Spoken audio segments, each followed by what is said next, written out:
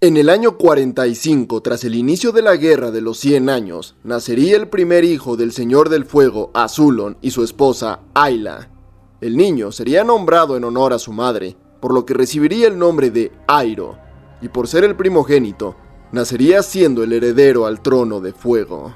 Durante sus primeros años de vida, Airo creció bajo la crianza típica de la familia real, siendo adoctrinado con los valores supremacistas que su abuelo, Zosin, había sembrado en la Nación del Fuego. Y durante su juventud, Airo abrazó estos valores creyendo firmemente que su patria era la más grande civilización de la historia y que la guerra, de algún modo, era la forma de llevar su grandeza a todo el mundo. Mientras crecía, Airo probó ser un talentoso maestro fuego y un joven de gran inteligencia. Siendo curioso por naturaleza, dedicó gran parte de su tiempo al estudio, aprendiendo sobre historia, política, arte y ciencias.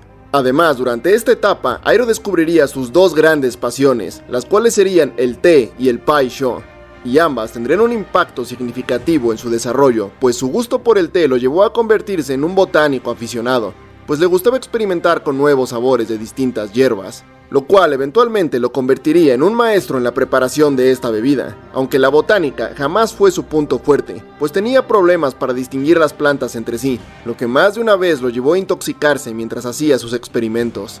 Por otra parte, el pai sho comenzó como un simple pasatiempo, pero sería mediante este juego que Airo comenzaría a mostrar sus dotes de estratega, mismos que en el futuro lo llevarían a convertirse en el máximo general de su nación. Estas cualidades fueron motivo de gran orgullo para su padre, Azulon, quien desde muy pronto vio en Airo al futuro de la Nación del Fuego, pues creía que con sus dotes, Airo se convertiría en el hombre que conseguiría el triunfo definitivo en la guerra. Azulon se sentía orgulloso de su heredero, aunque lo cierto es que este no se parecía demasiado a su padre, pues a diferencia suya, Airo siempre tuvo un carácter mucho más jovial y una actitud amistosa que contrastaba con la severidad de Azulon. Aunque algo en lo que sí que se parecían era en la ambición, pues ya desde niño mostraba un fuerte deseo por alcanzar la gloria y llegar más lejos de lo que habían llegado sus antecesores. Y aquella ambición comenzaría una noche mientras dormía, y entre sueños experimentó una visión extremadamente vívida. Tan real se sentía que parecía como si los espíritus le estuvieran mostrando el futuro. En aquel sueño, Airo se vio a sí mismo derribando el gran muro de Ba Sing Se y entrando triunfante al palacio del Rey Tierra, una hazaña que nadie en la historia había conseguido nunca. Y a la mañana siguiente, cuando despertó, Airo se tomó aquel sueño como una auténtica profecía del futuro y decidió que la conquista de Ba Sing Se sería su gran objetivo en la vida, y a partir de ese momento se dedicó en cuerpo, mente y alma a conseguir el poder suficiente para cumplir con ese sueño. Durante el resto de su infancia no ocurrió nada de mayor relevancia, hasta que un día, cuando Airo tenía ya 10 años, llegaría a su vida un hermano menor, el cual fue nombrado Ozai, y aunque en ese momento Airo no lo sabía, la llegada de ese niño cambiaría para siempre el destino del príncipe heredero. Nunca hubo una gran relación entre los hermanos, en gran parte debido a la diferencia de edad que había entre los dos, pues mientras que Ozai era un niño pequeño que apenas empezaba a hablar, Airo ya era un adolescente que comenzaba a involucrarse en los asuntos de su nación. Aún así, Airo intentó convertirse en un mentor para su hermano, enseñándole a jugar pai sho con el objetivo de estrechar lazos con él, aunque esto no duró mucho, pues Ozai era impaciente y temperamental, por lo que tendía a hacer rabietas cada vez que perdía, cosa que era frecuente, pues a diferencia de su hermano no poseía la serenidad para formular una estrategia y tendía a actuar de forma imprudente. Aquel comportamiento iracundo acabó hartando a Airo, quien decidió distanciarse de su hermano y enfocarse en sus propios asuntos, una decisión que años más tarde lamentaría, pues llegaría a creer que de haber sido más paciente con su hermano y poner más esfuerzo en guiarlo por el camino correcto, muchos problemas se habrían evitado.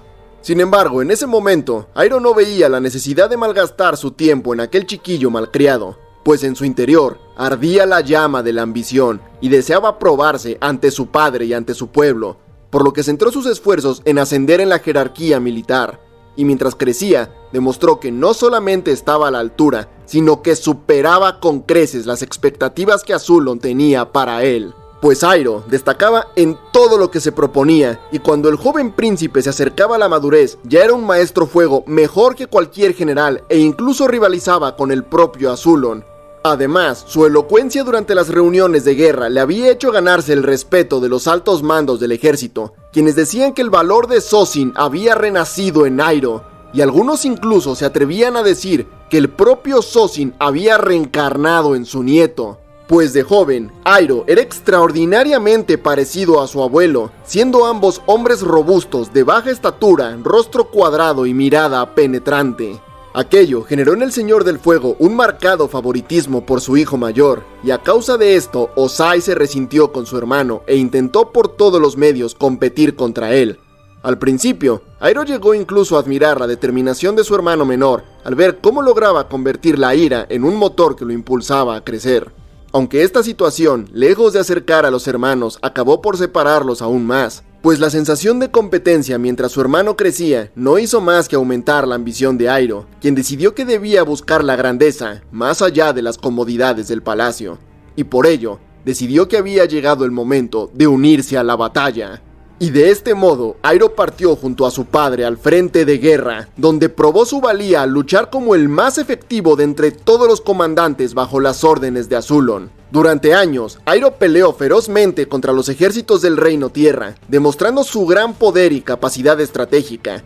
Pero a diferencia de su padre, que veía a los extranjeros como seres inferiores sin nada interesante que aportar, Airo sentía una gran curiosidad por el conocimiento que podía adquirir de ellos. Así que, después de servir como soldado, decidió que quería marchar por su cuenta en busca de sus propias aventuras.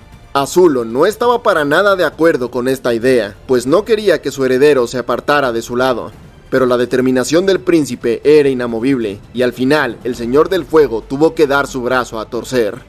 No sabemos exactamente qué fue lo que hizo Airo durante este viaje, ni a quiénes conoció, pero sabemos que recorrió las 4 naciones más allá de las fronteras del fuego, y sabiendo que esto ocurrió durante la guerra, es de suponer que viajó disfrazado, desprendiéndose de todo aquello que pudiera identificarlo como a un príncipe, ocultando su identidad para así poder mezclarse entre la gente. De esta forma, logró aprender técnicas y costumbres de maestros de todas partes del mundo, con el objetivo de mejorar su fuego control al incorporar conocimiento de otros elementos, siendo el caso más notable la técnica del desvío de relámpago, que desarrolló mientras estudiaba a los maestros agua en el Polo Norte. Respecto a este suceso, cabe aclarar que no estamos seguros si Airo desarrolló esta técnica durante este viaje o en otro que tendría muchos años después, pues la información disponible es poco clara al respecto. Así que, aunque para efectos de este video voy a considerar este como el momento en que se creó la técnica, debe quedar claro que esto bien pudo haber ocurrido muchos años después y no podemos estar seguros hasta que no aparezca más información oficial. De cualquier forma, el desvío de relámpago trae consigo una situación muy interesante, pues sabiendo que únicamente los miembros de la familia real sabían cómo crear relámpagos, significa que esta técnica únicamente puede ser utilizada contra miembros de la familia real, por lo que es de suponer que en algún momento de su vida, Airo se planteó la posibilidad de luchar ya sea contra su hermano o contra su padre. Sin embargo, este tema es meramente especulativo, por lo que no lo tocaremos en este video. Aún así, si quieres saber más al respecto, ya tengo un video entero analizando esta situación, el cual te dejo en la pestaña de información. Retomando la historia, los viajes de Airo le permitieron aumentar su poder tal como había planeado, pero también lo dotaron de una mayor sabiduría y entendimiento del mundo. Y aunque en ese momento aquello no fue suficiente para apaciguar sus ambiciones, sí que creó un cambio en su ideología que le permitiría diferenciarse de su padre y de su abuelo. Pues a pesar de que aún creía en la supremacía de su pueblo, comenzó a ver la importancia de las 4 naciones como entidades separadas, ganando un respeto por las demás culturas. Y fue durante este tiempo que Airo tendría su primer acercamiento con la Orden del Loto Blanco. No sabemos exactamente cómo fue su primer encuentro, pero es de suponer que fue mediante el Pai Sho, pues como sabemos, Airo era un experto jugador y el Pai Sho era un aspecto importante para la orden. En cualquier caso, en algún momento durante su viaje, un miembro del Loto logró identificar a Airo y viendo las cualidades que éste poseía, decidió iniciarlo dentro de la orden.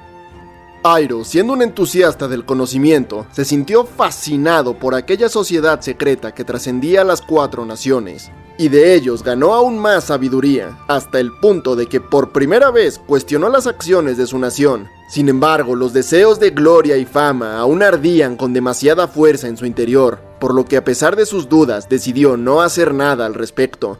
pues a fin de cuentas, la Orden, a pesar de su enorme influencia política, había decidido permanecer neutral durante el conflicto, pues su único objetivo en ese momento era el de intercambiar conocimiento, así que Iroh podría permanecer en la Orden sin necesidad de renunciar a sus ambiciones personales. Y estas ambiciones eran grandes, pues durante una de las reuniones del Loto Blanco, Iroh escuchó el rumor de que un dragón había sido visto en las islas de la Nación del Fuego, cerca a las ruinas de una antigua civilización.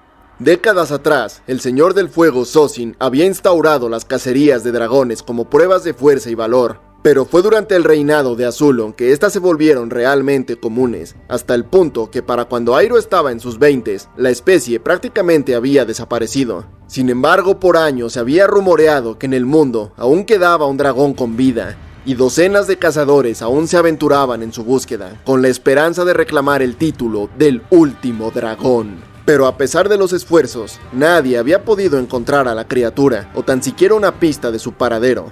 Pero cuando una fuente tan confiable como el Loto reportó sobre su posible ubicación, una chispa brotó dentro de Iroh, quien no pudo evitar imaginar la gloria y la fama que conseguiría si lograba cazar a aquella bestia. Por años, todos quienes lograron derrotar a uno habían recibido el título de dragón honorario, y aquello era el máximo reconocimiento que alguien podría tener dentro de su cultura. Pero si Iroh lograba no solo matar a un dragón, sino matar al último de todos, eso lo elevaría más alto que todos quienes lo precedieron, pues se convertiría en el último que alguna vez lograría tal hazaña. Se convertiría en el último de los dragones. Con eso en mente, Iroh emprendió el viaje y llegó a las Islas del Sol, al noreste de la Nación del Fuego, con el objetivo de encontrar al dragón que ahí se escondía. Pero en aquel lugar no encontró más que ruinas de una vieja ciudad.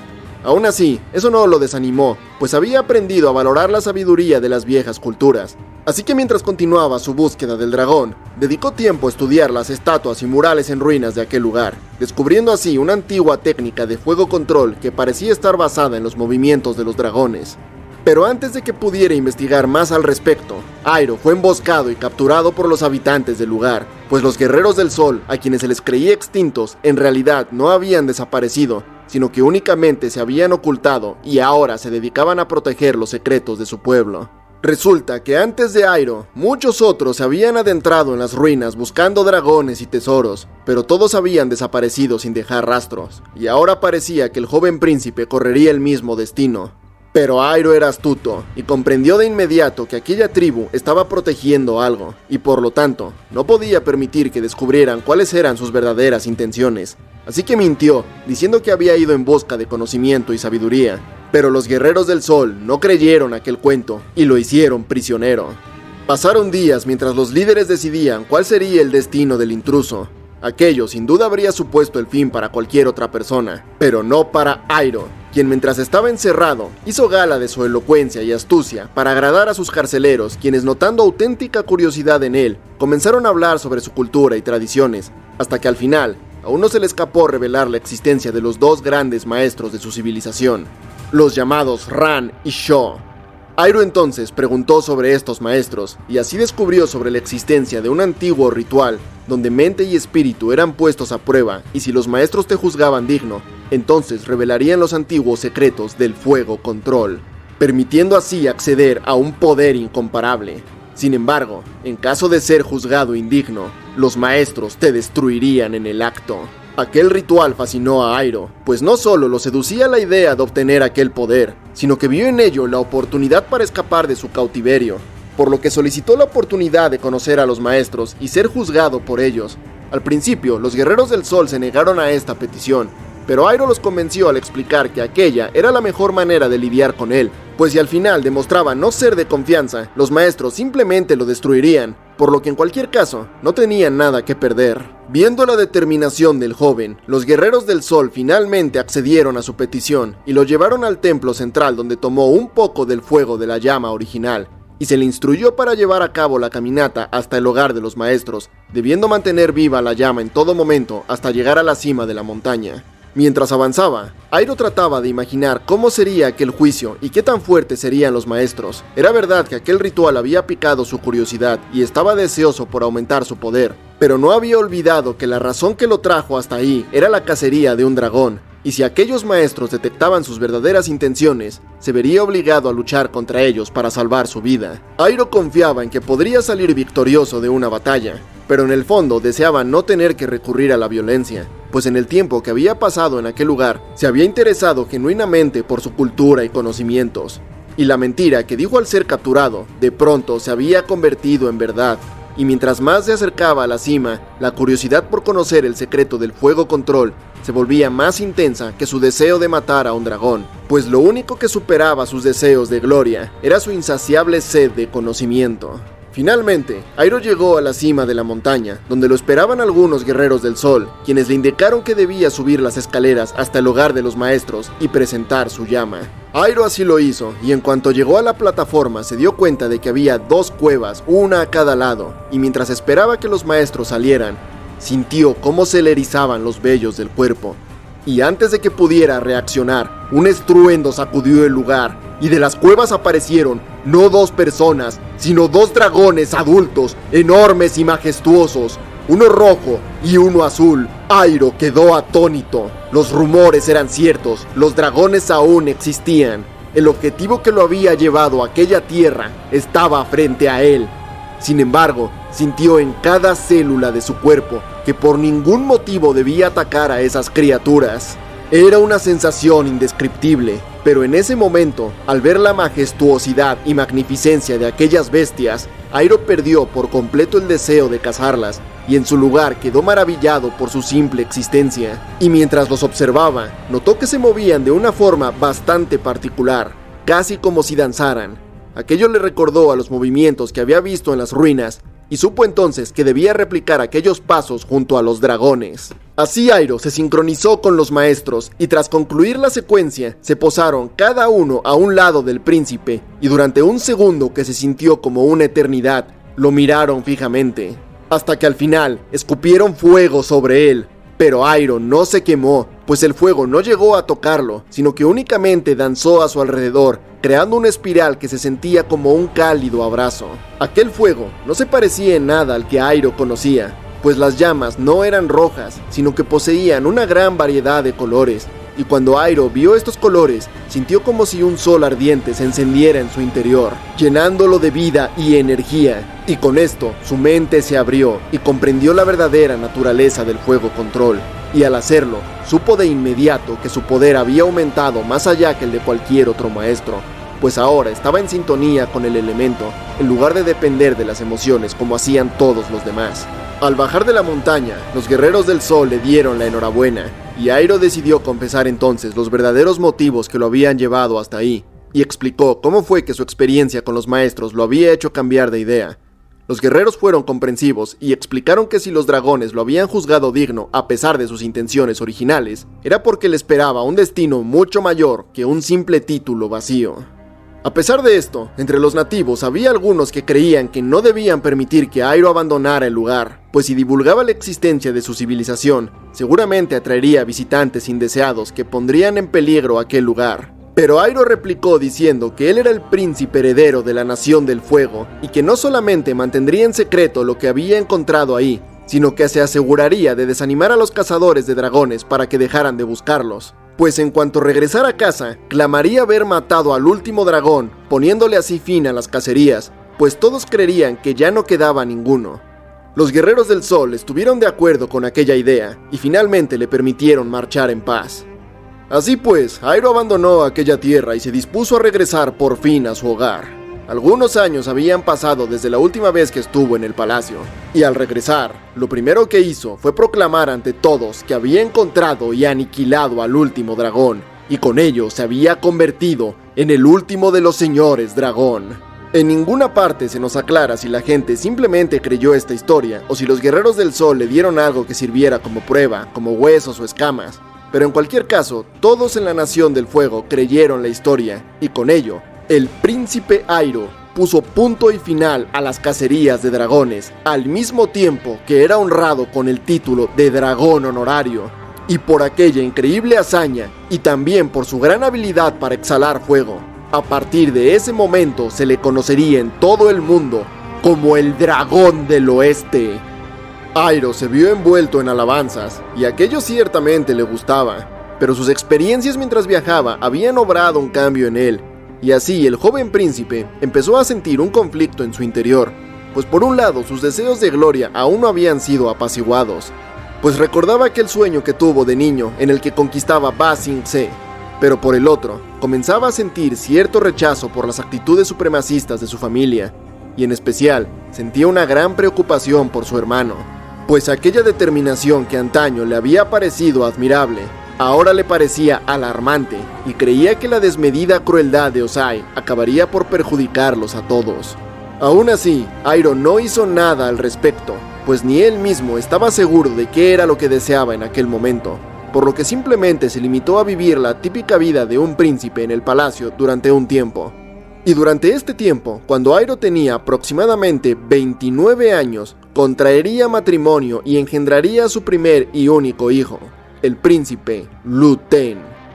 Ahora, aquí nos encontramos con un problema, porque de la esposa de Airo no sabemos absolutamente nada. No sabemos ni quién era, ni cómo se llamaba, tampoco sabemos si fue un matrimonio arreglado o si era alguien con quien Airo había mantenido una relación en el pasado. Y mucho menos sabemos qué fue de ella, pues nunca es mencionada en ningún medio oficial. Lo único que podemos deducir es que murió poco después del nacimiento de Lu Ten, tal vez incluso durante el parto, ya que no es mencionada ni siquiera en los flashbacks de la infancia de Lu Ten, por lo que cualquier cosa que digamos es meramente especulativa y la realidad es que no sabemos absolutamente nada. En cualquier caso, lo que sí que sabemos es que el nacimiento de su hijo produjo en Airo una dicha mayor que cualquier hazaña que en el pasado hubiera conseguido, y para él no existía nada mejor que pasar tiempo con su querido hijo, y con aquella mentalidad, Airo vivió en paz durante un tiempo, dedicándose a ser padre sin prestar atención a nada más que la crianza de su heredero. Y mientras esto ocurría, en el mundo exterior, la guerra había llegado a un punto muerto. En el pasado, las campañas de Azulon habían traído grandes éxitos para su nación, pero ahora habían pasado años desde la última vez que se conquistó un territorio importante. El peso de la edad se había hecho presente en el Señor del Fuego, y sabiendo que ya era hora de que alguien más comandara sus ejércitos, decidió nombrar a Airo como el general supremo de todo el ejército de la nación. Al principio, Airo dudó en aceptar esta encomienda, pues había encontrado una gran paz y felicidad en su pequeño hijo. Sin embargo, en lo profundo de su corazón, no podía dejar de pensar en aquel sueño profético en el que entraba triunfante al palacio de Ba Sing Se. Durante años, aquella visión le había impulsado como fuego en su interior, y por más que hubiera encontrado alegría en otras cosas, su espíritu permanecía intranquilo, pues lo embriagaba la idea de ser él quien pusiera un punto final a la guerra, de ser él quien concretara la conquista del mundo y convertirse en el más grande Señor del Fuego que haya existido. Cegado por la ambición, Airo tomó su decisión y se convirtió en el general supremo del Ejército del Fuego, con un único objetivo en mente: la conquista de Ba Sing Se. Y así, se despidió de su hijo y partió de nuevo a la guerra. Y ni bien tomó el mando del ejército, empezó a producirse el cambio, pues las tropas del Reino Tierra que durante años habían mantenido a raya el avance de los invasores, comenzaron a ceder terreno, sin poder hacer nada ante el avance del nuevo general que durante casi una década azotó sin tregua a las provincias del Reino Tierra, y tan efectivas fueron aquellas campañas que el nombre del Dragón del Oeste sería conocido en todo el continente, inspirando valor en sus aliados y terror en sus enemigos. Como general, Airo estuvo a la altura de sus antecesores, siendo tan efectivo como en su día lo fueron Sozin y Azulon. Sin embargo, a diferencia de ellos, él carecía de la crueldad que tanto su padre como su abuelo habían demostrado, pues Airo siempre vio que los prisioneros fueran tratados con dignidad y no permitía que sus tropas se ensañaran con enemigos ya vencidos. Aquello le valió un gran respeto tanto por parte de sus hombres como de sus enemigos derrotados, aunque al final del día no dejaba de ser un invasor, cuyos actos trajeron miseria y dolor para muchas personas, pues a su paso, cientos de aldeas fueron quemadas y un número incalculable de soldados perecieron, dejando familias destruidas por el horror de la guerra, y debido a ello, Airo también acabó ganándose el odio de muchas personas. Cabe resaltar que durante los años que fungió como general supremo, Airo seguía formando parte del Loto Blanco, por lo que de vez en cuando asistía a sus reuniones y durante este tiempo conoció a personajes tales como el entonces comandante Jong Jong y el entonces soldado Pian Dao, ambos miembros del Ejército del Fuego y por lo tanto subordinados de Airo. pero también conoció a gente como el maestro Pakku o el mismísimo rey Bumi. Y aunque no sabemos cómo era la relación entre ellos, resulta curioso que los líderes de ambas facciones de la guerra se reunieran en secreto para intercambiar información y sabiduría, mientras que en su día a día intentaban destruirse el uno al otro. Aunque este sin dudas es el mayor ejemplo de cómo el Loto Blanco trascendía más allá de las naciones y sus disputas geopolíticas.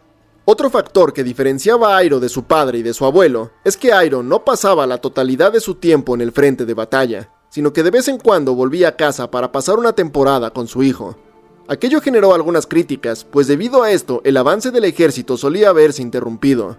Pero aquello no le importaba al general, pues creía que de nada servía ganar la guerra si a cambio se perdía del crecimiento de Lu Ten, por lo que Iroh dividía su tiempo entre su deber como padre y su deber como general. Y durante una de estas estancias en casa, se enteró de que su padre, el Señor del Fuego Azulon, estaba planeando unir su linaje con el del difunto Avatar Roku, pues los sabios del fuego le habían informado que la combinación de su sangre daría como resultado maestros fuego de incalculable poder. El objetivo de Azulon era crear un soldado perfecto, alguien que desde su concepción estuviese destinado a convertirse en el arma definitiva que consolidaría la supremacía tanto de su nación como de la familia real. Y para ello los agentes de Azulon rastrearon a la descendencia del Avatar Roku hasta llegar a un pueblo llamado Jirá, donde encontraron a la nieta de Roku, una joven artista llamada Ursa. En su afán de crear al guerrero definitivo, Azulon orquestó los preparativos para un matrimonio arreglado entre aquella joven y alguno de sus hijos. No sabemos exactamente cómo es que Iroh se enteró de este plan, pero siendo que él era el hijo favorito de su padre, es de suponer que el propio Azulon se lo contó, y tal vez incluso llegó a ofrecerle él ser quien desposara a Ursa, pero Iroh lo habría rechazado, aunque esto, como tantas otras cosas, es pura especulación. En cualquier caso, al final fue Ozai quien sería elegido para casarse y engendrar hijos con la nieta del Avatar, por lo que se llevó a cabo un matrimonio a la fuerza, y así fue como Iroh se convirtió en el cuñado de Ursa. Aunque el origen de aquella princesa se mantendría en secreto, pues Azulon en su arrogancia quería que cuando naciera el guerrero elegido, todo el mérito fuera a parar a su familia y no al Avatar, por lo que la relación de los futuros príncipes con el Avatar Roku pasó a convertirse en un secreto de estado que únicamente conocían Ozai, Azulon, Iroh y el líder de los sabios del fuego. Iroh siempre fue amable con Ursa, pues notó la melancolía con la que pasaba sus días, y sabiendo que había sido forzada aquella situación, sintió lástima y trató de que sus días en el palacio fueran lo más llevaderos posible. Un tiempo después de la boda, nació un niño el cual fue llamado Zuko, y tanto Iroh como Lu Ten pronto se encariñaron con el nuevo integrante de la familia, y fueron muchos los momentos que compartieron con él, destacando las múltiples veces que viajaron a la isla Ember para vacacionar todos juntos. Y 2 años después del nacimiento de Zuko, Iroh se convertiría en tío por segunda vez, con el nacimiento de la princesa Azula, y por un tiempo, todo fue bien para la familia real, pues tanto Ozai como Iroh gozaban de dicha y buena fortuna. Sin embargo, había un problema, y es que el príncipe Zuko no había cumplido con las expectativas que se tenían para él, y en contraste, su hermana menor era exactamente lo que Ozai y Azulon habían estado esperando, y aquello provocó una marcada diferencia en el trato que ambos príncipes recibían por parte de su padre, y a su vez, esto provocó que Zuko aumentara su cercanía con Iroh, mientras que por su parte Azula apenas si convivía con él, pues Ozai la mantenía apartada de cualquier influencia que no fuera la suya. Pero Iroh tuvo poca participación en aquel drama familiar, pues sus obligaciones como general lo mantenían alejado del palacio, y aunque en el pasado Iroh volvía a casa con frecuencia para visitar a su familia, aquello cambió cuando Lu Ten alcanzó la edad para enlistarse al ejército, y deseoso de combatir junto a su padre, tomó la decisión de unirse a la guerra. Y con su hijo a su lado, Iroh no sintió más la necesidad de volver a casa, por lo que a partir de ese momento, dedicó el 100% de su tiempo a la conquista del Reino Tierra, jurando no volver a pisar su hogar hasta haber sometido Ba Sing Se. Hasta ese momento, Iroh, a pesar de su posición, siempre había mantenido ciertos límites morales en cuanto a sus actos belicistas, pero en su nueva campaña se demostró cuán corrompido estaba realmente por la sed de gloria y poder, pues en orden de garantizar la victoria en cada batalla, Iroh recurrió a tácticas maliciosas, Su estrategia consistía en enviar escuadrones pequeños dirigidos por el comandante Monke a quemar aldeas que se encargaban de suministrar alimento a los soldados, de forma que el ejército enemigo se viera obligado a dividirse para proteger estos asentamientos, dejando vulnerables puntos clave donde Iroh atacaría con el grueso de sus fuerzas. A causa de esta estrategia, muchos civiles perdieron sus hogares durante este periodo, lo cual acabaría por levantar una serie de movimientos guerrilleros en la región, siendo el caso más conocido el de Jet, cuya familia fue asesinada por el coronel Monke en persona, lo que lo llevó a fundar a los Guerreros Libertadores. Además, también fue durante este periodo que la Nación del Fuego perdería a uno de sus más importantes comandantes, pues Jeong-Jeong, tras contemplar la brutalidad de la guerra, decidió desertar del ejército junto con algunos de sus hombres. Aún así, eso poco importó, pues Iroh mantenía un control absoluto sobre el territorio, y con Lu Ten como su lugarteniente, el ejército del Dragón del Oeste se expandió como fuego en un campo de trigo, conquistando cada fortaleza en su camino, hasta que finalmente alcanzaron los muros de Ba Sing Se. Durante incontables eras, aquella ciudad había permanecido inmaculada. Muchos lo habían intentado, pero nadie nunca había logrado atravesar sus enormes muros. Ni Jin el Conquistador, ni los señores del fuego Zosin y Azulon, ni ningún otro señor de la guerra habían logrado nunca penetrar los muros de Ba Sing Se, por lo que cuando el ejército del Dragón del Oeste se plantó frente a ellos, la guardia de la ciudad no se inmutó, pues confiaban en que sus murallas resistirían como lo habían hecho tantas veces en el pasado. Pero Iroh estaba determinado a cumplir con su sueño. Sus ojos brillaban y su espíritu ardía al saberse tan cerca de su objetivo. No tenía duda alguna. Aquella visión que tuvo de niño era una auténtica profecía, y muy pronto Iroh se convertiría en el más grande conquistador que el mundo haya conocido. No podía fallar, pues a diferencia de todos los que lo habían intentado antes, él se había preparado durante toda su vida para aquel momento. A lo largo de los años había pasado incontables horas estudiando todo cuanto se sabía de la ciudad, desarrollando estrategias y analizando cada posible escenario hasta formar un plan perfecto. Iroh sabía que atacar los muros directamente sería inútil, por lo que en su lugar se propuso realizar un sitio. Durante meses había estado asegurando fortalezas en todo el Reino Tierra con el objetivo de crear una línea de suministros que le permitiera a su ejército permanecer una temporada indefinida a las puertas de la ciudad. Después, se encargó de cortar todos los caminos que conectaban Ba Sing Se con otros poblados, restringiendo así el comercio y el tránsito de suministros. Y por último, mandó a construir presas que desviaban el cauce de los ríos para limitar el flujo de agua que llegaba a la ciudad, con el objetivo de forzar una rendición cuando los recursos comenzaran a escasear. De este modo, Iroh logró dejar a Ba Sing Se completamente aislada. Cualquier otra ciudad habría caído en cuestión de días, pero la capital del Reino Tierra era tan monstruosamente grande que se decía que era capaz de resistir un siglo de asedio, pues dentro de sus muros habían vastos campos de cultivos, granjas repletas de animales e incluso lagos y cavernas llenas de agua. Pero Iroh era un hombre paciente y astuto, y sabía que si seguía presionando, la ciudad acabaría cayendo. La información que la Nación del Fuego poseía sobre el interior de Ba Sing Se era escasa, pero sabía que en el anillo exterior era donde se encontraban los campos agrícolas, por lo que si lograba destruir sus cultivos, el hambre forzaría la rendición de la ciudad.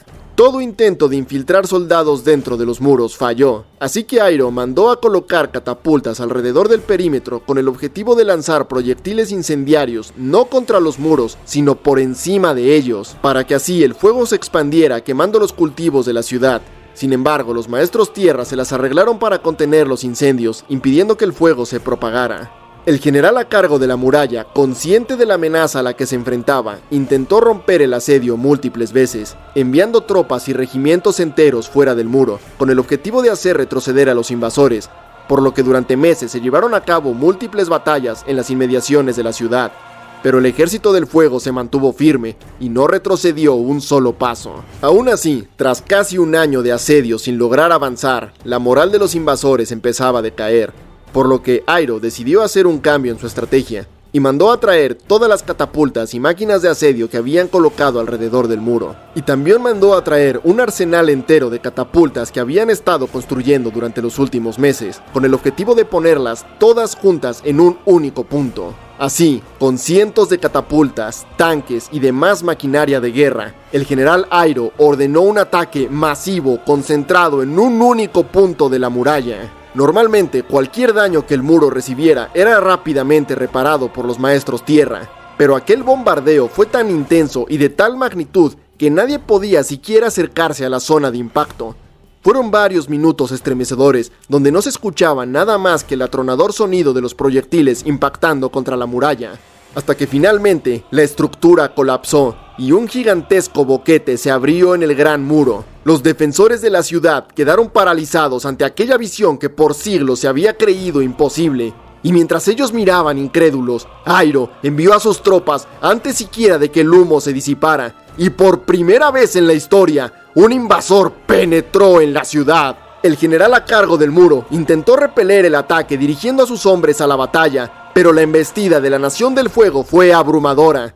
Tras un año de espera y dirigidos por su príncipe Lu Ten, los soldados del fuego lucharon con tal fiereza que nadie habría podido detenerlos. Así rompieron la formación enemiga y escalaron el muro desde adentro, y ahí Lu Ten confrontó al general a cargo, quien viendo que no había forma de detener a los invasores, eligió rendirse para salvar su vida y la de sus camaradas, entregando como tributo una daga especial que solo poseían los altos mandos del ejército de la tierra. Misma daga que el general Airo enviaría de vuelta a la Nación del Fuego como un regalo para su sobrino Zuko. Aquel evento marcó un antes y un después en los libros de historia, pues nunca nadie había logrado atravesar los muros de Ba Sing Se.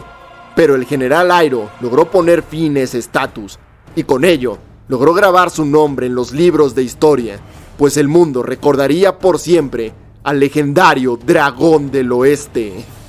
Aquella noche los soldados celebraron, pues por primera vez en casi un siglo de guerra, la victoria final se sentía cercana, pues si lograban apoderarse de la capital del Reino Tierra, ya no habría nadie capaz de hacerles frente. Pero el asedio aún estaba lejos de terminar, pues todavía faltaba por atravesar otros 2 muros antes de poder capturar el palacio. Sin embargo, al tomar el control del anillo exterior, la Nación del Fuego dio un golpe vital, pues se apoderaron de todos los campos de cultivo, así como de las grandes reservas de agua que había en el lago Laogai, por lo que el hambre y la sed pronto empezarían a hacer mella en el interior de la ciudad. En ese momento, Airo habría podido seguir avanzando con el ejército entero, pero temía la posibilidad de un ataque por la retaguardia, pues Omashu aún se mantenía fuerte en el sur, y si el rey Bumi lograba enviar un ejército en auxilio de Ba Sing Se, podrían romper el asedio y dejar a sus tropas en una posición comprometida, pues quedarían rodeadas por sus enemigos. Así que, previendo un posible rescate de las ciudades aliadas, Airo dividió su ejército en 2, quedándose él en el muro exterior para así proteger la retaguardia, mientras que Lu Ten comandaría el resto de las tropas hacia el interior del anillo con la intención de capturar el siguiente muro. De este modo, Airo se despidió de su hijo, quien le prometió que volvería con la corona del Rey Tierra. Así, el asedio prosiguió durante otros 200 días, en los que no ocurrió nada de renombre. Airo y Lu Ten intercambiaban cartas informando sobre la situación en sus respectivos flancos, y en la última de ellas, Lu Ten describía cómo la falta de comida y agua sin duda estaban haciendo efecto en la ciudad, y que era cuestión de tiempo que se rindiera, pues la victoria de la Nación del Fuego estaba asegurada. El príncipe despedía la carta con un retrato suyo y un mensaje que rezaba: «Nos vemos pronto, después de ganar la guerra. Tu leal hijo y soldado, Lu Ten». Poco sabía Airo que aquellas serían las últimas palabras que su hijo le diría en la vida. En el interior del muro, la situación era oscura. El gobierno se había visto obligado a racionar la comida y el agua. Pronto los ciudadanos comenzarían a luchar entre ellos para sobrevivir. La situación era desesperada y no podrían resistir mucho más. Pero la gente del Reino Tierra era fuerte y no estaban dispuestos a rendirse. Así que, sabiendo que la derrota los acechaba, generales y soldados decidieron que si su destino era caer, entonces caerían peleando. Así, los defensores de la ciudad reunieron a cada general, cada capitán y cada soldado, hasta el último hombre capaz de luchar, y se prepararon para una última resistencia. Pero en lugar de esperar a que el enemigo entrara, abrieron las puertas del muro y como un río desbordado, salieron todos a pelear por su patria en una batalla decisiva donde solamente existía la victoria o la muerte. Pero el ejército del fuego era igualmente fiero y viendo la victoria al alcance, redoblaron esfuerzos y se lanzaron a por los defensores. Dura y épica fue aquella batalla. Los soldados de la tierra, con su férrea determinación, comenzaron a ganar terreno, Pero en las filas de la Nación del Fuego, un campeón destacaba por sobre el resto. Lu Ten, el hijo del dragón, luchaba con tal intensidad que él solo parecía capaz de cambiar las tornas de la batalla. Inspirados por su príncipe, los soldados del fuego se llenaron de energía y de nuevo arremetieron contra los defensores. La victoria estaba para cualquiera, pues ningún bando estaba dispuesto a retroceder ni un paso. Hasta que de un momento a otro, Lu Ten se vio rodeado por un grupo de maestros tierra. El joven príncipe luchó con valor, pero se vio superado por los constantes ataques, hasta que finalmente fue alcanzado por una roca que lo golpeó con tan fuerza que el pecho se le hundió.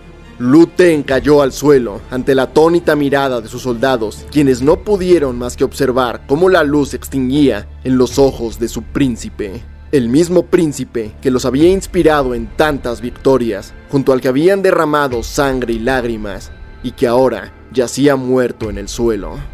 Durante un instante, el silencio se apoderó del campo de batalla, y pronto el ejército de la tierra se dio cuenta del enorme golpe que habían dado, y viendo cómo la moral de los invasores se desmoronaba, se llenaron de euforia y una vez más arremetieron con furia y valor en contra de sus enemigos, quienes desprovistos de su líder flaquearon la voluntad y comenzaron a retroceder ante la embestida del Reino Tierra, hasta que finalmente el ejército invasor se vio obligado a retirarse al muro exterior.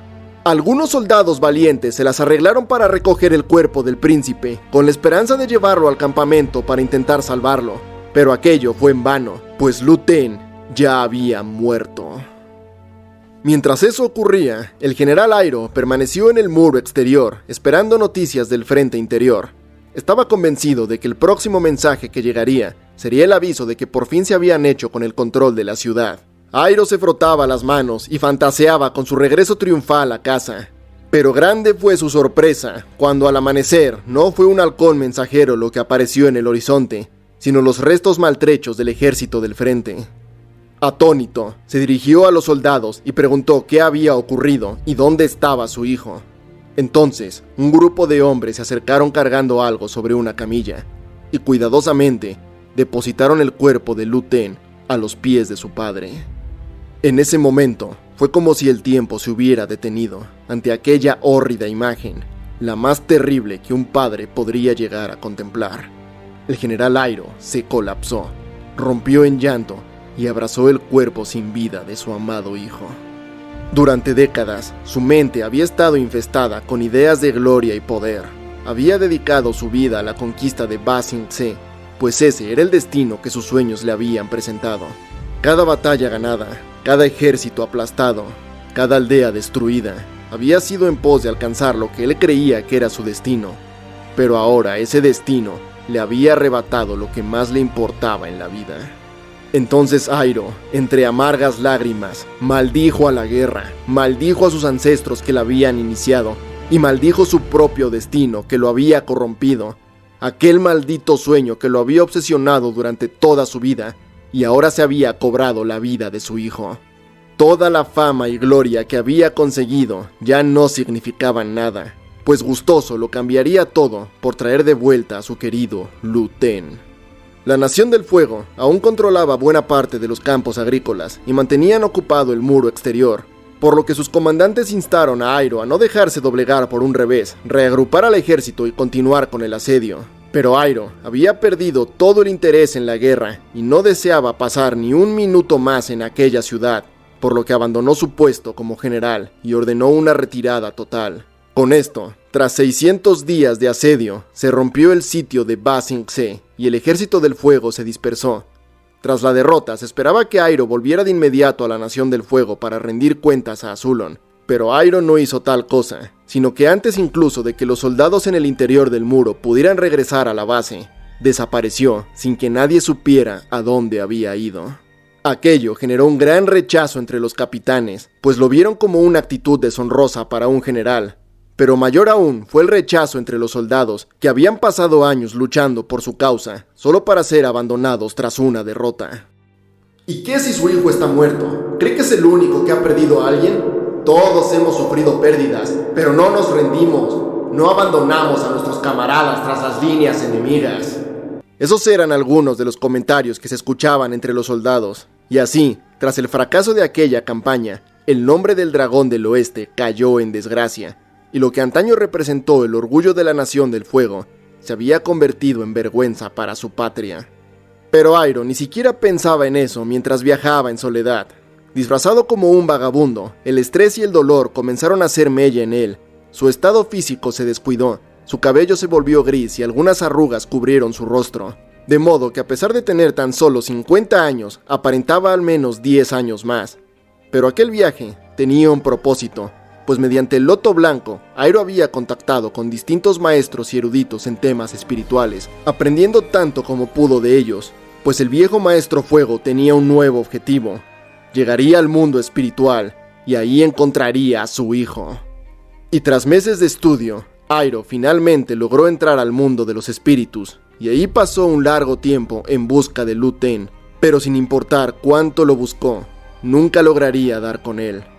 Aún así, el viaje resultaría sumamente transformador para Iroh, pues mientras recorría aquel extraño mundo, entró en contacto con varios espíritus, y se sintió fascinado por las cosas que estos podían enseñarle, encontrando en aquellas criaturas una paz que no había conocido entre los humanos. Los espíritus le ayudaron a aumentar su comprensión del mundo y de sí mismo, logrando en gran medida cambiar su perspectiva respecto a la vida. En el pasado, sus logros le habían llenado de orgullo, y ese orgullo es lo que ahora lo sumía en la vergüenza, pues tras haberse creído por encima del resto, se había golpeado de frente con la realidad. Pero tras su experiencia en el mundo de los espíritus, entendió que si el orgullo era la fuente de la vergüenza, entonces la humildad debería ser la cura, pues al final de cuentas, su historia no era sino una de muchas. Así, Iroh volvió del mundo espiritual sin haber podido encontrar a su hijo, pero hallando en su lugar una paz y entendimiento que brindó consuelo a su alma, además de una inmensa sabiduría y conocimiento que lo haría destacar incluso entre los miembros más importantes del Loto Blanco.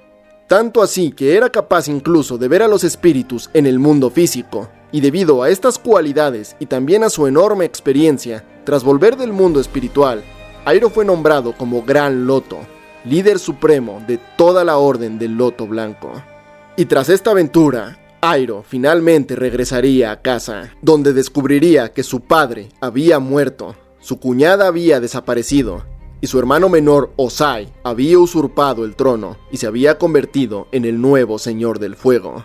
Iroh, siendo el legítimo heredero al trono, bien pudo haber desafiado a su hermano por la corona, pero tras sus últimas vivencias ya había perdido todo el interés en el puesto, por lo que no hizo absolutamente nada para oponerse a su hermano, y en su lugar anunció públicamente su retiro definitivo del ejército y la política, pues deseaba pasar el resto de sus días viviendo en paz.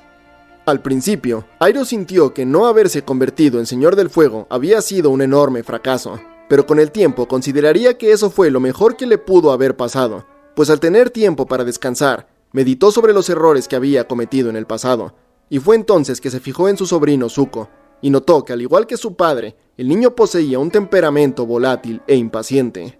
En el pasado, Iroh había rechazado dedicar tiempo para guiar a su hermano menor, pero ahora, viendo el dictador déspota en el que se había convertido, se arrepintió de no haber tenido la paciencia suficiente, y vio en Zuko una oportunidad de redimirse por ello, pues el joven príncipe, que ahora era el heredero, aún podía ser guiado por un camino mejor.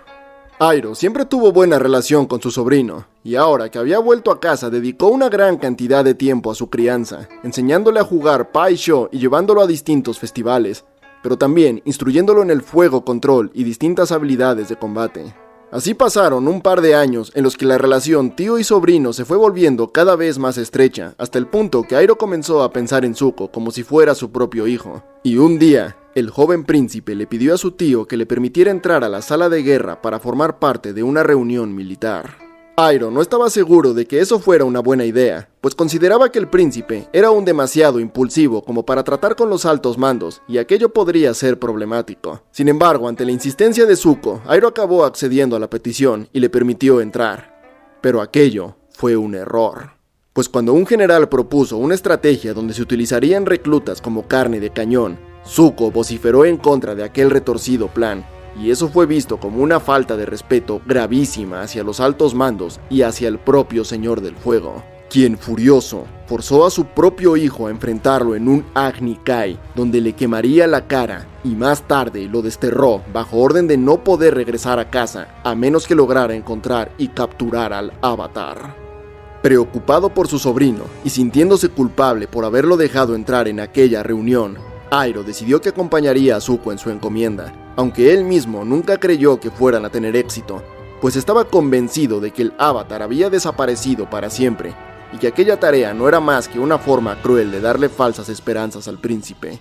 Por tanto, su objetivo nunca fue hallar al Avatar, sino únicamente acompañar y guiar a su sobrino durante el exilio. Y así pasaron 3 años navegando a bordo de un pequeño barco sin encontrar nada, hasta que un día, cerca del Polo Sur, vieron una columna de luz en el horizonte, y al dirigirse hacia ella, contra todo pronóstico, su sobrino logró dar con el Avatar, que había desaparecido hacía ya casi un siglo. Pero el Avatar no era un viejo maestro, sino un niño de 12 años, quien a pesar de ser capturado al principio, se las arregló para escapar dejando graves daños en el barco, lo que los forzó a atracar en un puerto bajo el control del fuego para realizar reparaciones.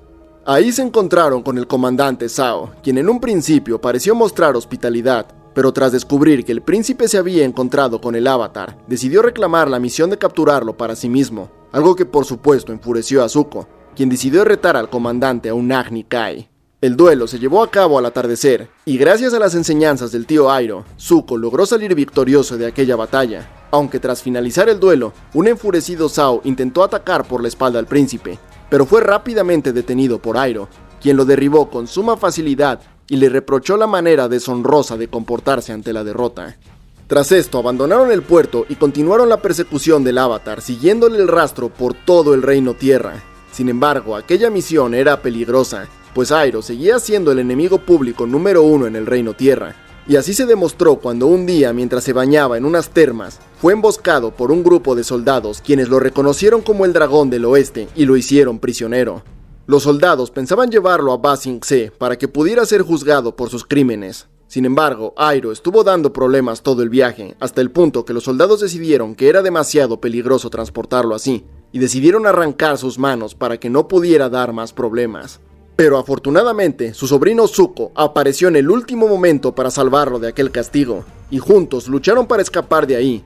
Los maestros tierra claramente lo superaban en número, pero Iroh y Zuko eran claramente superiores, y juntos lograron derrotarlos y escapar para así reanudar la persecución del Avatar. Tras eso, pasaron semanas en las que tuvieron múltiples encontronazos con el Avatar, pero también volvieron a toparse con el ahora almirante Zhao, quien se había convertido en el principal rival de la cacería, algo que elevó las tensiones entre el príncipe y el almirante, y todo alcanzó su punto álgido cuando Zhao, aprovechándose de su posición, reclutó a toda la tripulación de Zuko para su plan de invasión a la tribu Agua del Norte, dejando al príncipe sin recursos a su disposición. También ofreció a Iroh unirse a él como su consejero de guerra en aquella campaña, pero el viejo general declinó la oferta, o al menos así fue en un inicio, pues esa misma noche, mientras Iroh daba un paseo por el puerto, su barco volaría en 1000 pedazos tras un atentado homicida. Iroh entonces entró en pánico, pues Zuko se encontraba dentro del barco al momento de la explosión, y por un instante se temió lo peor, pero pronto respiró aliviado al ver que su sobrino salía del agua, con algunas heridas, pero nada que lo pusiera en peligro. Entonces, Iroh y Zuko investigaron la escena del crimen, y llegaron a la conclusión de que aquello había sido cosa de Zhao, quien quería eliminar la competencia del camino. Entonces ambos comenzaron a planear su estrategia. Así, Iroh fue donde Zhao, fingiendo que Zuko había muerto, y a raíz de eso había reconsiderado su oferta y aceptado el puesto como consejero de guerra del almirante. Pero lo hizo con la única intención de ayudar a Zuko a infiltrarse como un polizonte en el barco, y así poder acercarse al Avatar. Y ese plan salió a la perfección, pues ambos lograron llegar hasta la tribu Agua del Norte, donde Iroh dio algunos consejos a Zuko y lo dejó marchar para que pudiera infiltrarse en la ciudad y capturar al Avatar. Mientras tanto, el ataque a la tribu del norte dio inicio, y Iroh se dedicó a cumplir con su función como consejero, discutiendo estrategias con Zhao durante el asedio. Y durante esas discusiones es que escuchó sobre el plan del almirante para acabar con el espíritu de la luna que otorgaba su poder a los maestros agua. Iroh se opuso firmemente a ese plan y advirtió a Zhao del peligro que suponía involucrarse con los espíritus, pero por desgracia no fue escuchado, y el plan siguió adelante. Así, al anochecer del segundo día de asedio, la Nación del Fuego se abrió paso hasta el oasis de los espíritus, donde Shao capturó al espíritu de la luna. Pero antes de que pudiera hacer nada, Iroh apareció y, consciente del daño que provocaría destruir al espíritu, ordenó a Shao liberarlo y amenazó con matarlo si llegaba a dañar al espíritu. El almirante sabía que no podría vencer a Iroh y fingió dejar libre al espíritu. Pero eso fue solo para que bajaran la guardia, pues inmediatamente realizó un sorpresivo ataque que mató al espíritu de la luna. Entonces Iroh atacó furioso, y él solo derrotó a toda la guardia personal del almirante. Y Shao, temeroso del dragón del oeste, huyó durante la conmoción, mientras el cielo se oscurecía y el mundo entraba en un estado de caos. La destrucción de la luna habría supuesto un auténtico apocalipsis para todo el mundo. Pero entonces Iroh, con su gran conexión espiritual, se dio cuenta de que parte del espíritu aún existía dentro de la princesa Yue, y fue gracias a eso que la princesa resolvió sacrificarse para traer de vuelta a la luna y evitar así la destrucción del mundo.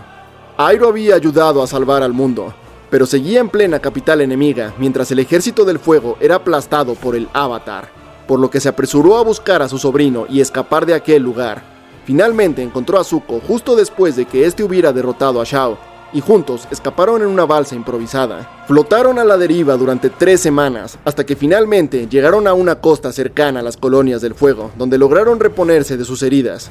Sin embargo, habían perdido a todos sus soldados y recursos, por lo que la situación era bastante desalentadora. Aún así, Iroh mantenía una actitud relajada, hasta que un día recibieron una visita inesperada. La princesa Azula, hermana menor de Zuko, se apareció para informarles que el Señor del Fuego, Sai, había levantado el destierro sobre Zuko, y ahora finalmente podía regresar a casa. Zuko se creyó aquella historia sin cuestionar, pero Iroh, que conocía mucho mejor a su hermano, de inmediato sospechó que algo iba mal, por lo que instó a su sobrino a ser cauteloso, pero Zuko no lo escuchó y decidió acompañar a Azula. Así que Iroh decidió ir con él para así poder mantenerlo a salvo. Ambos se dirigieron al barco de la princesa, y una vez ahí, Iroh confirmó sus sospechas gracias al descuido del capitán de la nave, que reveló sin querer que en realidad los llevarían en calidad de prisioneros. Entonces dio inicio a una pelea, donde Iroh se enfrentó y derrotó a los guardias de Azula. Llamó a su sobrino para escapar, pero el imprudente Zuko, al saberse traicionado, se lanzó lleno de furia contra su hermana. Pero la princesa era ampliamente superior a Zuko, y estuvo a punto de golpearlo con un relámpago, de no ser por la intervención de Iroh, que utilizó su técnica de desvío para neutralizar el ataque y luego derribar a Azula para poder escapar junto a su sobrino. Así, ambos corrieron hasta que se hubieron alejado lo suficiente, y tras llegar a un arroyo, comprendieron que tras los eventos del Polo Norte, ambos habían sido declarados traidores por la Nación del Fuego, y debido a esto, ambos cortaron su cabello, a modo de ritual, indicando que ya no pertenecían más a aquel país. Así, Iroh y Zuko cayeron en la más absoluta desgracia, pues eran criminales buscados tanto en el Reino Tierra como en la Nación del Fuego. No tenían lugar a donde ir, ni tampoco aliados o recursos, pero sabiendo que Azula era mucho más peligrosa que cualquier maestro tierra, optaron por adentrarse en el reino para escapar de ella.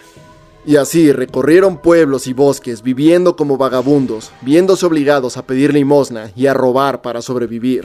Durante el tiempo que viajaron juntos, Zuko seguía empecinado en capturar al Avatar, pero Iroh comentó que en su situación actual, eso se había vuelto irrelevante, pues incluso con el Avatar no había ninguna garantía de ser perdonados por el Señor del Fuego. Aquella conversación hizo comprender al príncipe que debía buscar un nuevo camino, y a causa de ello, optó por continuar en solitario. Y así, después de 3 años viajando juntos, Iroh y Zuko se separaron. Iroh viajó por un tiempo en soledad, pero pronto pensó que aunque su sobrino quisiera estar solo, igual debería buscarlo para poder vigilarlo en caso de que hubiera problemas. Así que pasó algunos días siguiéndole el rastro, intentando averiguar a dónde había ido, hasta que un día, mientras recorría las estepas cercanas al desierto de Siwong, escuchó que alguien se acercaba entre los matorrales. Y siendo él un criminal buscado, decidió ocultarse tras unas rocas. En ese lugar era imposible que nadie lo viera, y por eso fue grande su sorpresa cuando una roca lo derribó fuera de su escondite. Y es que resulta que la persona que estaba cerca no eran soldados del Reino Tierra, sino una niña ciega, maestra tierra, llamada Toph.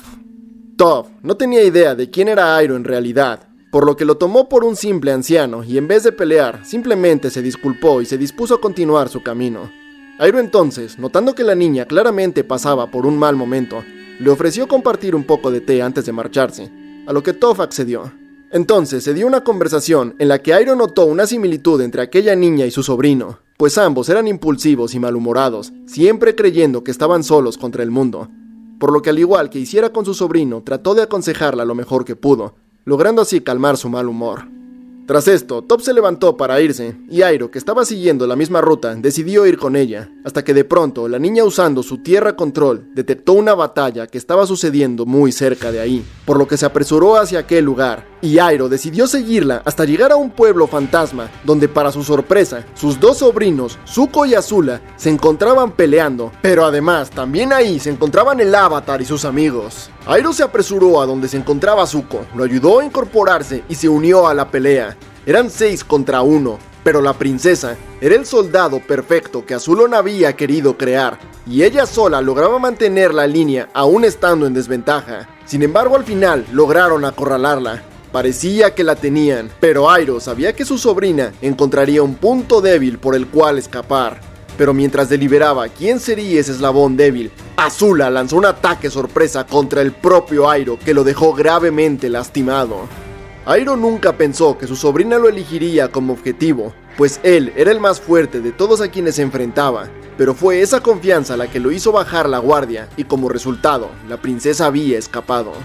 Airo quedó inconsciente durante un par de días en los que soñó con su difunto hijo y su fracaso en Ba Sing Se, pero finalmente logró despertar, pues sus heridas habían sido tratadas por su sobrino Zuko, que de nuevo lo acompañaba. Zuko entonces le pidió entrenamiento, y Airo, sabiendo que tarde o temprano volverían a toparse con Azula, decidió enseñar a Zuko a utilizar el relámpago. Pero sin importar cuánto se esforzó, el príncipe fue incapaz de realizar la técnica, por lo que hubo que cambiar de enfoque. Y así, Airo decidió que enseñaría a su sobrino no a cómo crear relámpagos, sino a cómo redirigirlos, siendo esta la única vez que Airo compartiría su técnica secreta con alguien más. Tras concluir este entrenamiento, siguieron vagando durante un tiempo, mientras seguían siendo perseguidos por los agentes de Azula, entre los cuales se encontraba el coronel Monkey y sus rinocerontes. Ellos antaño habían servido bajo las órdenes del Dragón del Oeste, pero ahora le daban caza, y finalmente lo encontraron en un camino cercano al desierto. Pero tras una breve pelea, Airo y Zuko lograrían escapar, pero optarían por abandonar los senderos y en su lugar viajaron por el desierto, llegando así finalmente al oasis de las palmeras, donde Airo reconoció un puesto de loto blanco.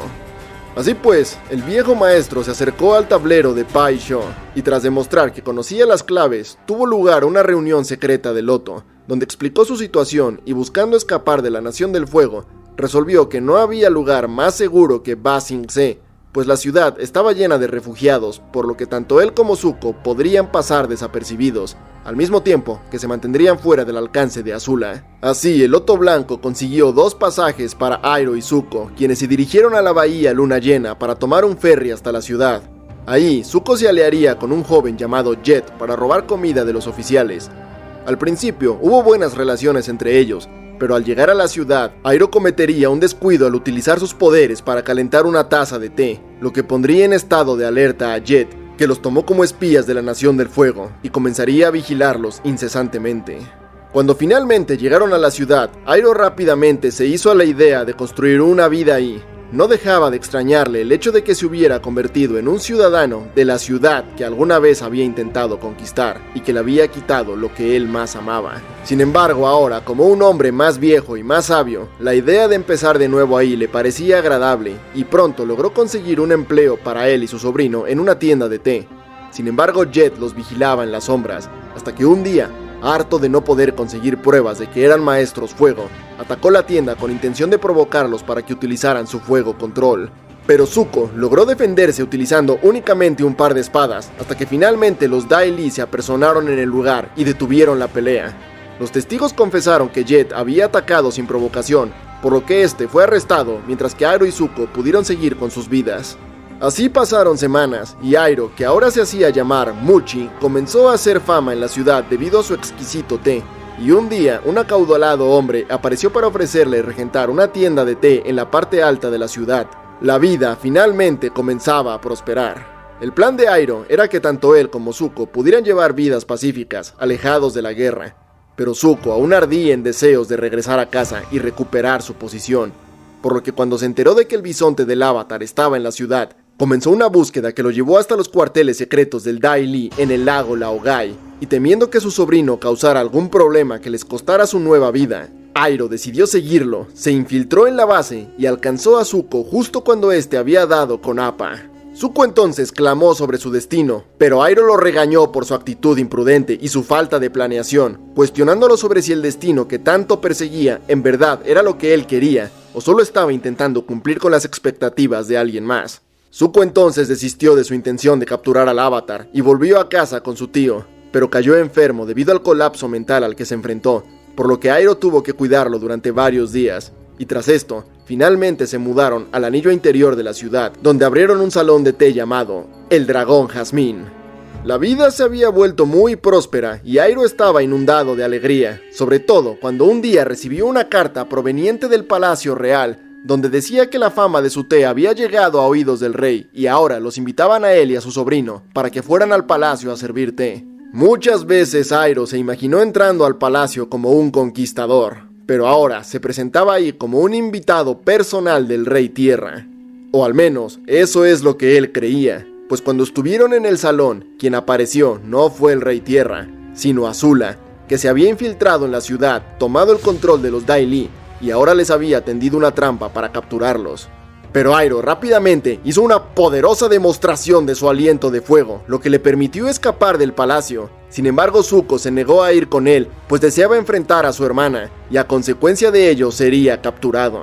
Airo entonces resolvió que el tiempo era clave para rescatar a su sobrino, y se las arregló para secuestrar a un Dai Li e interrogarlo sobre los planes de Azula. Pero sabía que no podría rescatar a su sobrino él solo, por lo que decidió ir en busca de refuerzos. Sabía que el Avatar estaba en la ciudad, así que forzó al Dai Li a revelarle su ubicación, y así se dirigió a ese lugar para pedir por ayuda.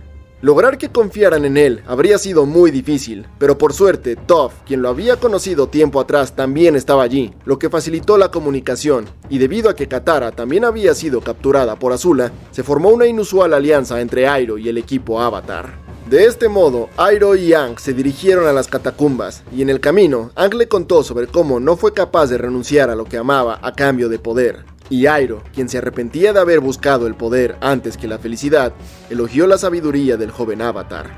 Y tras esto, llegarían al lugar donde se encontraban retenidos Zuko y Katara, y entonces Airo pidió a los demás que se adelantaran para poder hablar con su sobrino a solas. Hacía mucho tiempo ya que Airo había dejado de creer en la causa de la Nación del Fuego. Sin embargo, tampoco se había opuesto a ellos, pues su intención era mantenerse a él y a Zuko alejados de la guerra. Pero tras los eventos recientes se había dado cuenta de que eso sería imposible, y ambos sí o sí debían tomar partido. Entonces, consciente del daño que había provocado su nación, Airo habló con Zuko para convencerlo de unirse al Avatar. Pero antes de que pudiera hacer nada, Azula y los Dai Li aparecieron, dejando inmovilizado al viejo general.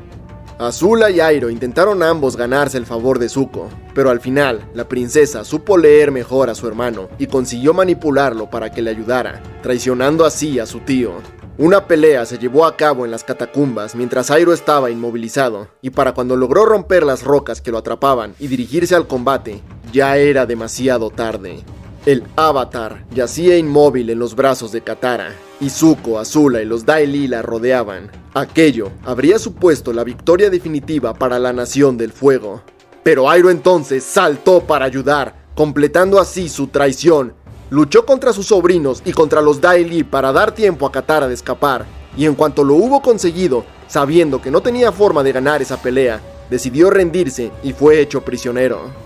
Traicionado por su sobrino, Airo fue enviado de vuelta a la Nación del Fuego, donde fue condenado a pasar el resto de sus días en la sombra por el crimen de alta traición.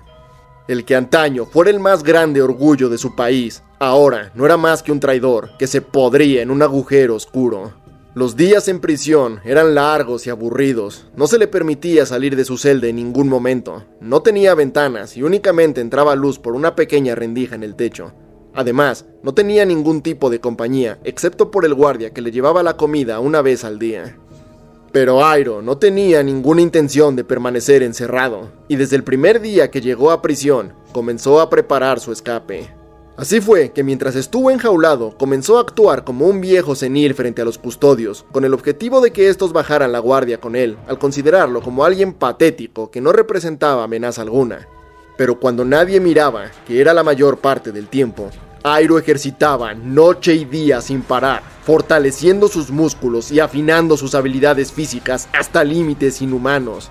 Pues aunque todavía no sabía cómo ni cuándo, sabía que tarde o temprano se presentaría una oportunidad y debía estar preparado para aprovecharla.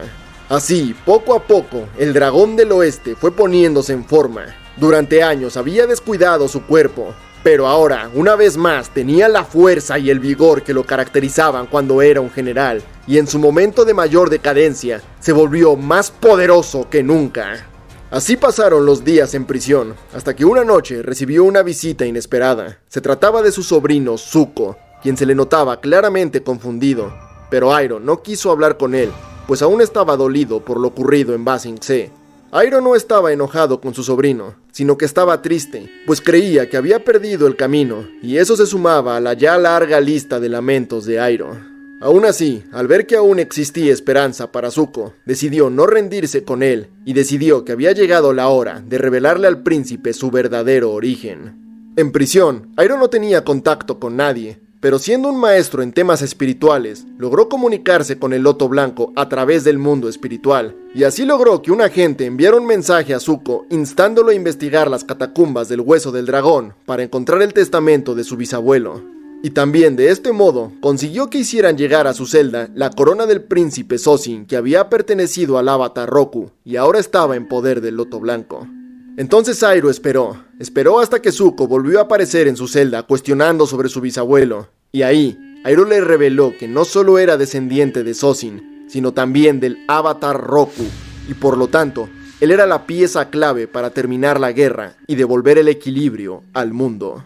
Tras esto, Airo le entregó a Zuko la corona de sus bisabuelos, y este se marchó sin decir nada, pero gracias a la guía de Airo, en su interior, había comenzado la aceptación de su verdadero destino. Más días pasaron y el príncipe no volvió a visitarlo.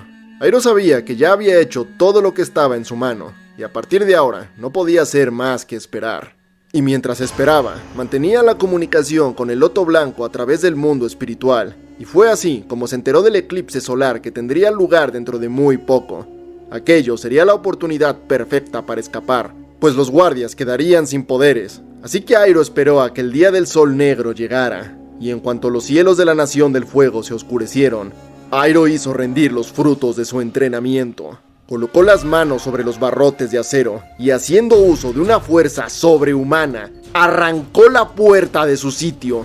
El estruendo alertó a los guardias, quienes intentaron detenerlo con fuego, pero nada podían hacer bajo el eclipse. Entonces desenfundaron las espadas y las lanzas, pero Airo era como un ejército de un hombre, implacable y monstruosamente fuerte. Derrotó a todos quienes se cruzaron en su camino, y lo hizo en menos de 11 minutos, pues antes de que terminara el eclipse, Airo se había fugado de prisión, dejando atrás un sinfín de cuerpos tendidos y huesos rotos. Airo entonces se ocultó por un tiempo, escuchó los rumores sobre el regreso del avatar y la desaparición del príncipe Zuko, y entonces, sabiendo que el cometa de Sozin se acercaba, comenzó a planear su siguiente movimiento. Primero, utilizó las influencias del Loto para llegar al Reino Tierra, y una vez ahí, haciendo uso de su posición como Gran Loto, convocó a todos los grandes maestros del Loto Blanco a reunirse cerca de la abertura en el muro de Ba Sing Se. Durante siglos, el Loto se había mantenido apartado de los conflictos del mundo, pero Airo creyó que había llegado la hora de usar su poder para algo más que acumular conocimiento. Era momento de salir de las sombras. Desde niño siempre había soñado con conquistar Ba Sing Se, pero ahora sabía que su verdadero destino era arrebatársela a la Nación del Fuego para así devolver la libertad a los habitantes del Reino Tierra. Y de este modo, Airo de nuevo se convirtió en un general, pero ya no era un conquistador, sino un libertador. Y tras semanas de viaje, llegó de nuevo a las afueras de Ba Sing Se, donde se reunió con el resto de grandes maestros del Loto, además de una pequeña cuadrilla de miembros menores. Eran no más de 30 personas, pero entre ellos se encontraban algunos de los guerreros más poderosos de todo el mundo. Guerreros como Pian Dao, el gran maestro espadachín, Jeong Jong, el excomandante de la Nación del Fuego, el rey Bumi de Omashu, y Paku, el mejor maestro agua del norte. Todos ellos dirigidos por el legendario dragón del oeste. Acamparon escondidos cerca de una arboleda, planeando el ataque, hasta que una noche, mientras Iroh dormía, los centinelas divisaron a un grupo que se acercaba, y cuando fueron a su encuentro resultaron ser los miembros del equipo Avatar. Pero no iban dirigidos por Aang, sino por el príncipe Zuko, que se había unido a ellos y ahora estaba en busca de su tío. Así, Zuko entró en la tienda mientras Iroh dormía, y cuando hubo despertado, comenzó a hablar sobre los errores que había cometido y el arrepentimiento que sentía. Al muchacho se le quebraba la voz mientras hablaba, pero Iroh no dudó ni un segundo y lo abrazó con fuerza, perdonando todas sus faltas y alegrándose de que su amado sobrino finalmente hubiera logrado encontrar el camino. Entonces tuvo lugar una reunión donde Iroh de nueva cuenta actuó como un general y organizó lo que sería la gran batalla que pondría punto final a un siglo de guerra. Se le ofreció ser él quien se enfrentara a su hermano en combate para así reclamar el trono que por derecho le pertenecía, pero Iroh rechazó esa idea, pues un hombre que mataba a su hermano para tomar el trono no detendría la violencia. Solo el Avatar, que representaba la esperanza del mundo, debía enfrentar al Señor del Fuego, por lo que dejó esa parte en manos de Aang.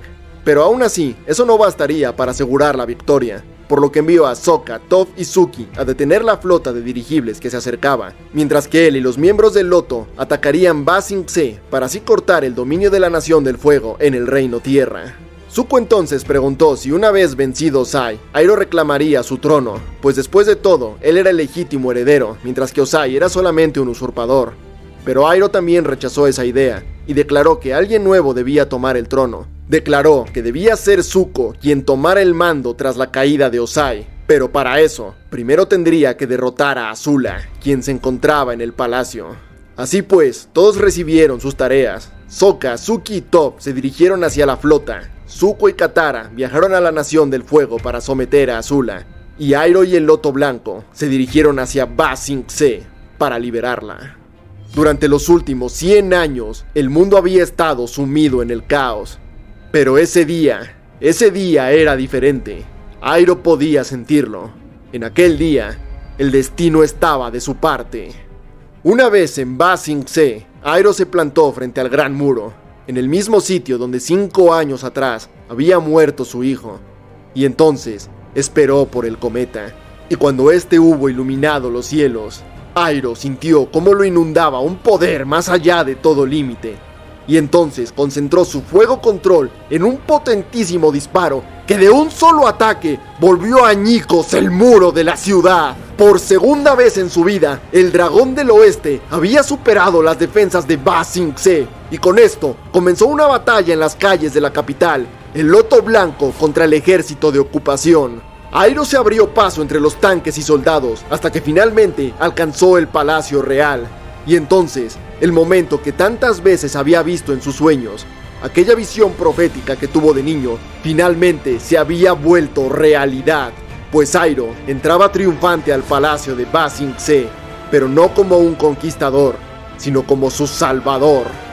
Así, el Loto Blanco tomó el control de la ciudad y Iroh destruyó el estandarte de fuego que cubría la heráldica del Reino Tierra, simbolizando así la liberación de la capital.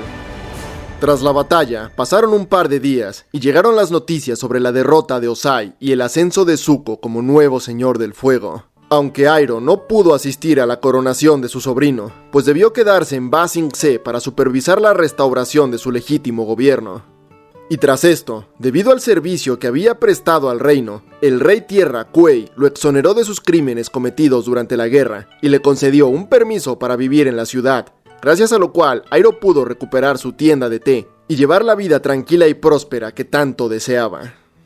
Al nuevo Señor del Fuego le habría gustado tenerlo a su lado como consejero, pero Zuko sabía que Iroh deseaba alejarse de las complicaciones del mundo, por lo que decidió dejarlo tranquilo, al menos durante un tiempo. Pues cuando hubo transcurrido un año desde el final de la guerra, Zuko lo hizo llamar al palacio para que fungiera como Señor del Fuego interino, pues él estaba por embarcarse en una misión para encontrar a su madre que había desaparecido años atrás. Y sabiendo la importancia de aquella misión, Iroh accedió a suplir a su sobrino durante un tiempo. Pero no solo eso, sino que lo ayudó también a convencer al Avatar Aang de permitir que la princesa Azula los acompañara durante aquel viaje. Aang estaba dispuesto a llevarla, pero únicamente si ella iba encadenada. Pero Iroh lo convenció de que al igual que Zuko podía encontrar paz y redención, tal vez lo mismo podría aplicarse para su hermana. Aang aún no estaba seguro de dejar suelta a aquella villana, pero confió en la sabiduría del viejo maestro y finalmente accedió, por lo que todos marcharon en la búsqueda de Ursa, mientras que Iroh permaneció en el palacio como guardián del trono. Ahí cumplió sus labores con regularidad, pero mientras fungía como regente no dejaba de añorar su tienda de té, y se preguntó cómo es que alguna vez soñó con reinar en aquel lúgubre palacio. Y tras varias semanas sin que ocurriera nada digno de mención, Iroh recibiría un informe sobre una conspiración orquestada por lealistas de Ozai para derrocar a Zuko. El plan era atacar a Zuko durante su llegada a un puerto, pero Iroh viajó a donde se encontraba y cambió lugares con su sobrino, de modo que cuando la caravana en la que supuestamente viajaba el Señor del Fuego fue atacada, las guerreras Kyoshi que acompañaban a Iroh sometieron a los conspiradores. Y tras esta pequeña aventura, Iroh volvió a sus labores habituales, hasta que Zuko estuvo listo para retomar el puesto, momento en que Iroh regresó a Ba Sing Se para trabajar en su salón de té. Y aunque muchas veces más volvió a la Nación del Fuego para asistir a su sobrino, ya no sabemos nada especialmente relevante que haya hecho durante esta etapa de su vida. O al menos por ahora, pues a finales de este año 2024 se estrenará un cómic protagonizado por Iroh y la cazarrecompensas Jun, donde seguramente veremos nueva información, y este video podría quedar desactualizado. Pero de momento, lo siguiente que sabemos sobre Iroh ocurre varios años después. Durante su vejez, Iroh se mantuvo como el líder del Loto Blanco y había comenzado a reformar la orden, pues creía que no deberían permanecer como un simple club de eruditos, sino que debían fungir como un ejército que auxiliara al Avatar en su misión de mantener la paz. Por lo cual, el Loto Blanco salió de la clandestinidad y se convirtió en una organización reconocida, destinada a auxiliar al Avatar y sus futuras reencarnaciones. Pero no todos estuvieron de acuerdo con este rumbo. Un maestro de alto rango llamado Shai Bao protestó contra esto, alegando que el Loto debía permanecer en las sombras o acabaría convirtiéndose en un grupo de guardias corruptos al servicio de las naciones. Y con esto en mente, se reunió en privado con Iroh, donde ambos discutieron largamente sobre el propósito y los objetivos que la orden debía perseguir. Iroh compartía parcialmente la idea de reconectar el mundo físico y el espiritual, aunque desestimaba la idea de abolir los gobiernos para llevar al mundo a un estado de anarquía. Shai Bao creía que el Loto Blanco debía trabajar para proteger la libertad, y la auténtica libertad solo se alcanzaría al eliminar a los organismos que pretendían regir las vidas de los demás, desmantelar los gobiernos y llevar al mundo a un estado de caos como el que existía al principio de todo. Pero Iroh por su parte creía que el orden era necesario para mantener la paz, y la humanidad debía progresar poco a poco hacia una sociedad más equilibrada. Al final no lograron ponerse de acuerdo, y Shai Bao abandonó la orden junto con algunos de sus seguidores para formar su propia organización, la cual sería bautizada como la Orden del Loto Rojo. Iroh creyó que el cisma del loto sería temporal y esperaba que ambas órdenes pudieran reconciliarse, pero cometió un error al subestimar a Shai Bao y sus seguidores, pues el Loto Rojo se mantendría activo en las décadas posteriores y llegaría a convertirse en una organización terrorista extremadamente peligrosa. Aunque Iroh nunca llegaría a ver eso, pues mientras él vivía, el Loto Rojo permaneció oculto, sin que nadie supiera quiénes eran sus miembros ni lo que estos tramaban. Durante el resto de su vida, Iroh mantuvo fuertes relaciones con Zuko y también con el Avatar Aang, pues incluso llegó a conocer a sus hijos cuando estos eran aún niños pequeños, y Aang llegó a considerarlo como parte de su familia, llamándolo tío Iroh al igual que hacía Zuko. Sin embargo, Iroh era ya un anciano, y cuando hubieron pasado 31 años desde el final de la guerra, llegó su cumpleaños número 86, y comenzó a sentir cómo su cuerpo se debilitaba, y sabiendo que su tiempo en este mundo se acababa, y sintiendo que ya no tenía nada más por hacer, decidió que en lugar de esperar por la muerte, él mismo dejaría atrás su cuerpo físico para ir al mundo de los espíritus. Iroh se sentó a meditar y dejó que su alma se desprendiera del mundo terrenal y viajara hacia el mundo espiritual, donde décadas atrás había logrado sanar su corazón. El cuerpo de Iroh murió y fue enterrado con todos los honores, como un auténtico héroe para la Nación del Fuego y para el mundo entero. Pero su alma no trascendió, sino que se quedó habitando en el mundo de los espíritus, donde vivió pacíficamente durante muchas décadas, hasta que un día, mientras daba un paseo, se encontró con el Avatar, pero no con Aang, sino con su sucesora, el Avatar Korra.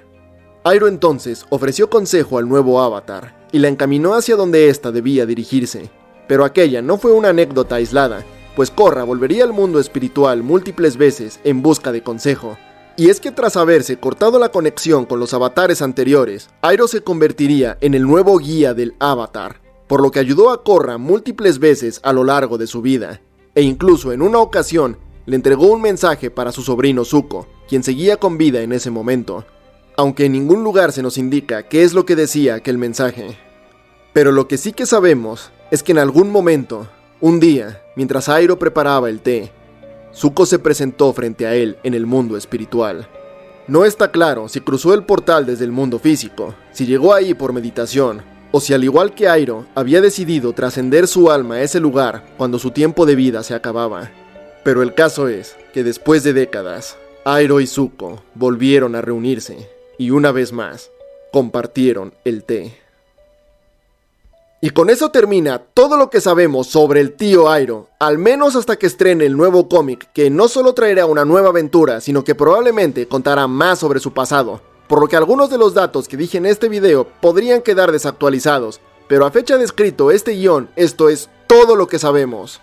No ha sido nada fácil hacer este video, así que por favor les pido que le den like, comenten y comparten, que así me ayudan muchísimo. Recuerden seguirme en Twitter como @lazonafantasma3, donde comparto cosas del canal, y también en Instagram como @ponce.turambar, donde no pongo cosas del canal, pero siempre estoy contestando mensajes. También envío un gran agradecimiento a Racis, Valeria Cruz, Rafael Van Rock, Uber Ninja, Greeny Cat, Gabriel Blake, Joaco Itria, Eduardo Abarca y a todos los demás miembros del canal, quienes con su apoyo permiten que este tipo de videos sean posibles. Si tú también quieres apoyarme, puedes unirte desde tan solo $1 al mes, de verdad que te lo agradecería muchísimo. Un saludo a todos y nos vemos en la próxima.